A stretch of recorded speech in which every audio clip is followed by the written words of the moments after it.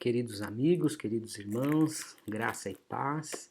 Essa é a terceira semana desta nova série de vídeos devocionais semanais. Essa nova série é baseada nesse livro chamado Celebração da Disciplina, o caminho de crescimento espiritual. E a terceira semana, baseada no terceiro capítulo do livro do Richard Foster, é a disciplina da oração. E inicio com algumas frases bastante interessantes sobre este assunto tão cheio de complexidade. A oração, diz o Richard Foster, sua primeira frase no capítulo, a oração arremessa-nos à fronteira da vida espiritual. William Carey vai dizer que a oração secreta, fervorosa, de fé, jaz à raiz de toda piedade pessoal.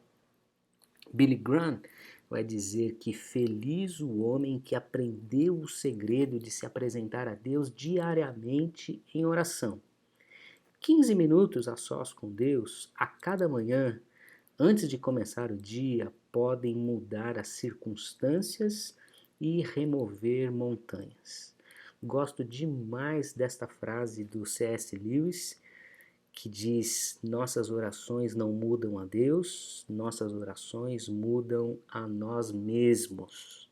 O pastor Ed Renekiewicz também fala a respeito da oração e ele diz o seguinte: o maior fruto da oração não é o atendimento do pedido ou da súplica, mas a maturidade crescente da pessoa que ora. Uau!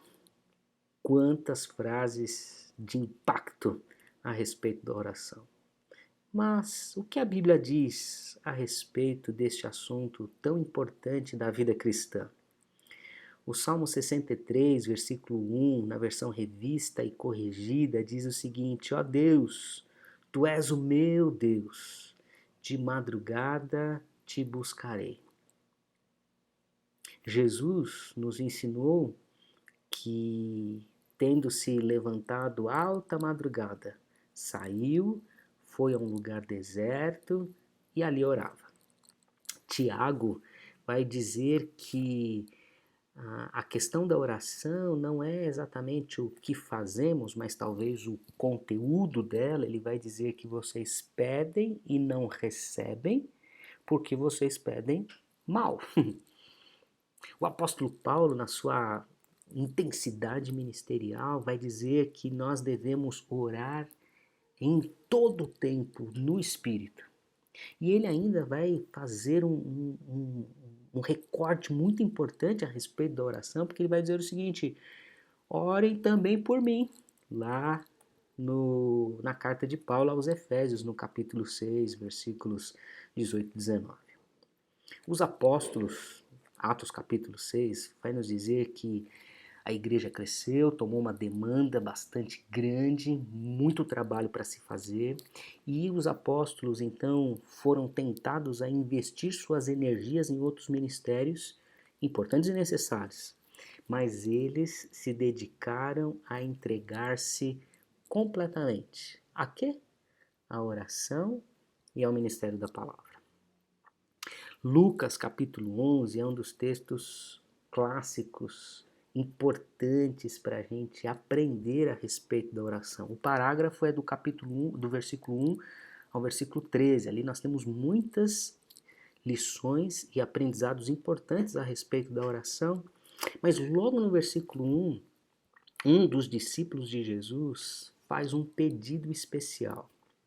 Interessante, porque esse discípulo poderia ter pedido: Senhor, ensina-nos a pregar, ensina-nos a evangelizar, ensina-nos a expulsar demônios, ensina-nos a fazer o teu reino crescer, ensina-nos a fazer com que a igreja se torne relevante. Mas o que ele pede é: Senhor, ensina-nos a orar. Uma das frases mais completas a respeito da oração é aqui li no livro da missionária Durvalina Bezerra, que tive a honra de trabalhar alguns anos ao lado dela e aprender muito com essa irmã. Ela diz o seguinte, no seu livro A Oração Intercessória: A oração não é uma elaboração limitada à mente humana. Também não é uma mera verbalização das necessidades humanas. A oração é uma conversa com o Ser Supremo. É a comunicação entre o céu e a terra. É o contato do finito, nós, com o infinito, Deus. Na verdade, a oração é um pacto de confiança entre o necessitado e o suficiente. É estar na presença do Onipotente, do Altíssimo, com a certeza de ser ouvido. É a certeza de perceber a grandeza de quem pode todas as coisas. É sentir o coração daquele que deseja nos abençoar. Entretanto, irmãos, por que muitos de nós não têm experiências de uma vida contínua de oração? Isto é, por que as pessoas, muitos cristãos, não têm uma vida de oração? Porque há um pressuposto do nosso entendimento, um pressuposto equivocado, um pressuposto, um pseudo pressuposto bíblico, um pseudo pressuposto cristão, de que a vida de oração é para os experientes da fé, que a vida de oração é para os gigantes da espiritualidade. E aí o Richard Foster vai dizer o seguinte nesse capítulo sobre a oração, que em vez de flagelar-nos por nossa falha óbvia, isto é, de não ter uma vida de oração, nós deveríamos nos lembrar de que Deus sempre nos encontra onde estamos e lentamente nos conduz a coisas mais profundas. Deus nos encontra sempre onde estamos e lentamente nos conduz a coisas mais profundas. Tudo isso apresentado o capítulo 3 do livro Celebração da Disciplina, o caminho do crescimento espiritual, a disciplina da oração, não nos apresenta uma metodologia a respeito da oração, um cronograma a respeito da oração. O que o Richard Foster vai nos apresentar, nos oferecer sobre este assunto são alguns valores, alguns aspectos que precisamos aprender a cultivar, a guardar no coração, na mente, para que então a vida de oração comece a ser produzida na nossa vida com a finalidade de sairmos de uma vida espiritual na superficialidade e adentrarmos águas profundas de um conhecimento e de um relacionamento com o Senhor. Então, quais são os valores que são apresentados nesse capítulo? O primeiro valor é que a oração é um processo de aprendizagem. Todos somos iniciantes na oração. Até as pessoas mais experientes, até as pessoas que dedicam muito tempo à oração, quando vamos falar com elas, elas se acham iniciantes nesse processo. Por que exatamente isso? A oração é um processo de aprendizagem.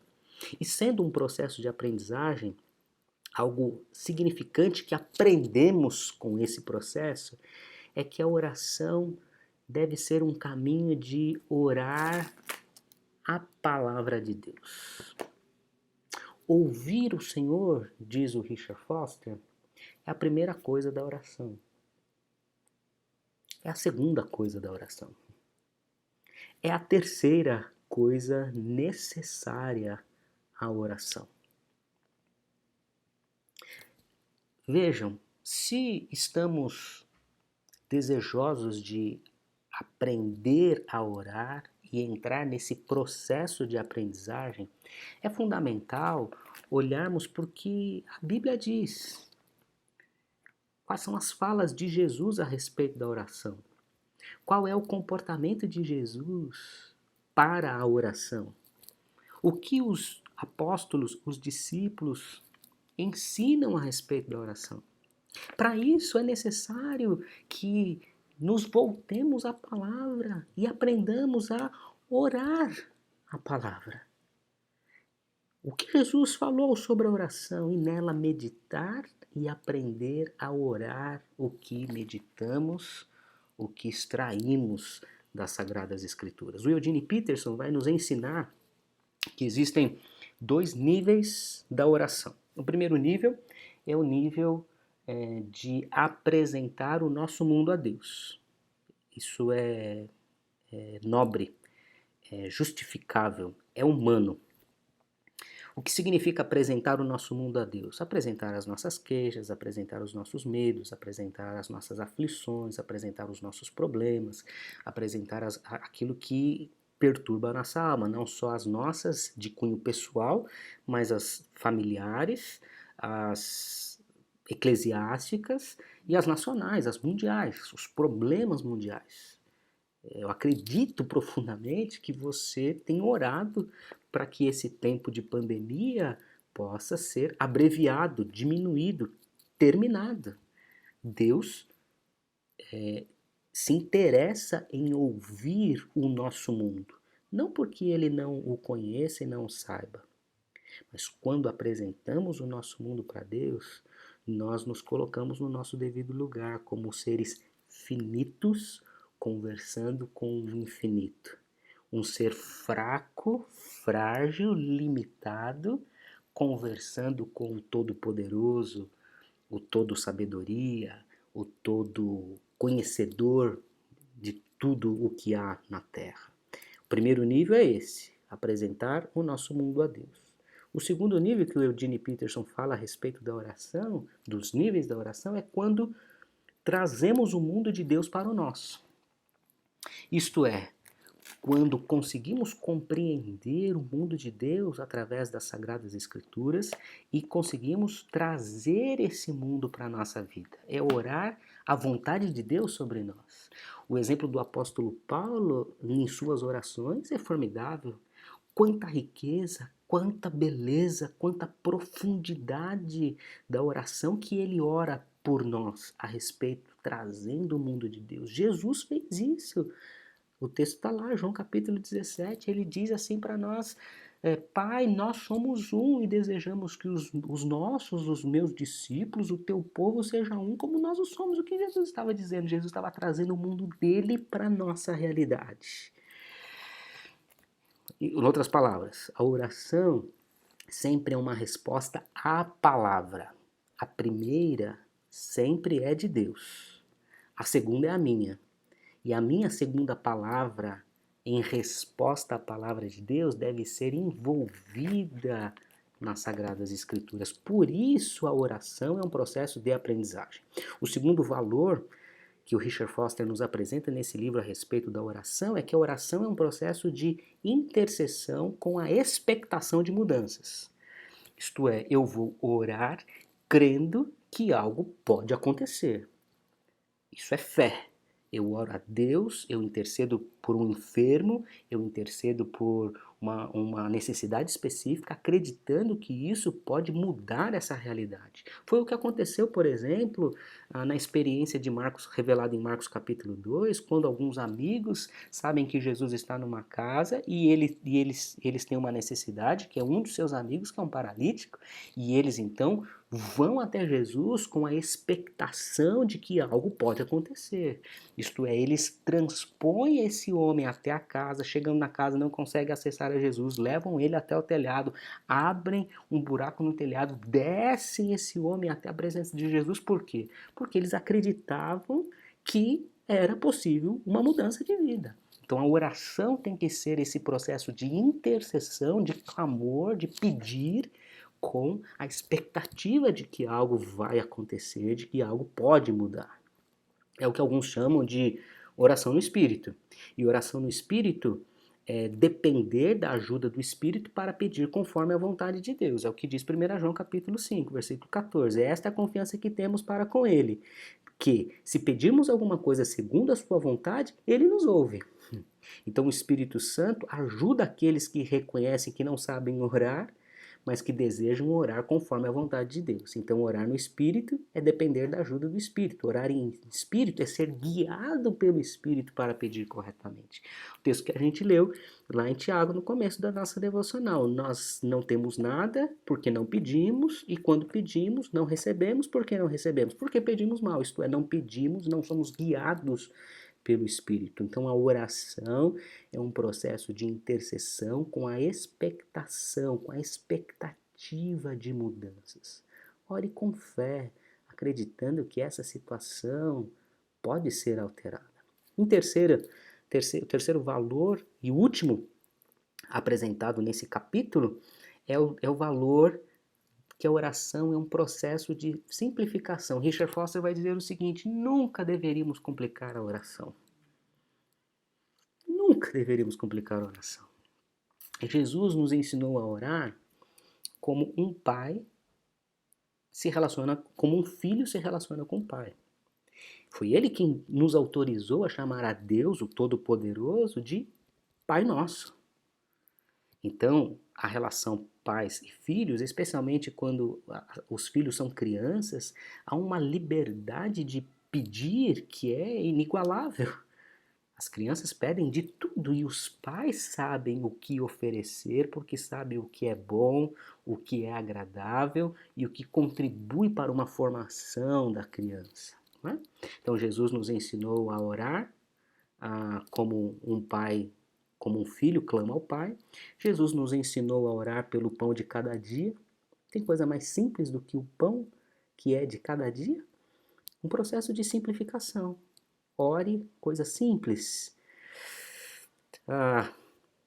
O que Deus deseja para a humanidade? O que Deus deseja para os seres humanos? Deus deseja casamentos saudáveis. Deus deseja que a relação pais e filhos sejam transformadas e aperfeiçoadas. Deus deseja que as pessoas se entreguem a Ele, se convertam de seus maus caminhos, que vivam uma vida de santidade, que vivam uma vida de alegria na presença do Senhor. Então, temos muitos motivos para orar. Temos muitos motivos que simplificam a nossa vida de oração. Deus deseja que a igreja seja abençoada. Quero ler um trechinho da página 58, que diz assim sobre esse assunto da igreja sendo abençoada e a igreja envolta na oração. Seu pastor e os cultos de adoração precisam ser banhados em oração. Paulo orava por seu povo. Ele pedia ao povo que orasse por ele. Spurgeon atribuía seu êxito às orações de sua igreja. Frank Laubach dizia aos seus auditórios: sou muito sensível e sei quando estáis orando por mim. Se um de vós me desampara, eu percebo. Quando orais por mim, sinto um estranho poder. Quando cada pessoa em uma congregação ora intensamente enquanto o pastor prega, acontece um milagre. Sature os cultos de adoração com as suas orações. Visualize o Senhor no alto e sublime, enchendo o santuário com a sua presença. Simplifique a oração. A oração é um processo de simplificação. A oração é um processo de intercessão com expectativa, com expectação de mudanças. A oração é um processo de aprendizagem. Logo, o orante, aquele que ora, deve ser uma pessoa de fé. Tudo quanto pedirdes em oração, crendo, recebereis, já disse o nosso Senhor Jesus. No processo de oração, algumas pessoas se inquietam, se angustiam por não receber as respostas esperadas ou por causa da demora em Deus responder algo. Então, uma frase interessante é: a espera da resposta a uma oração muitas vezes faz parte da própria resposta. Meus irmãos, temos tanto que aprender. Uma longa distância a percorrer. Certamente que os nossos corações que desejam sair da superficialidade e ir para a profundidade de um relacionamento íntimo, pessoal com o Senhor, talvez possam se apropriar da frase do arcebispo Tait, que diz o seguinte: desejo uma vida de oração mais excelente, mais profunda, mais verdadeira. Que seja assim na nossa vida, na nossa caminhada com o Senhor. Amém. Que Jesus nos abençoe em nossa vida de oração. Deus te abençoe.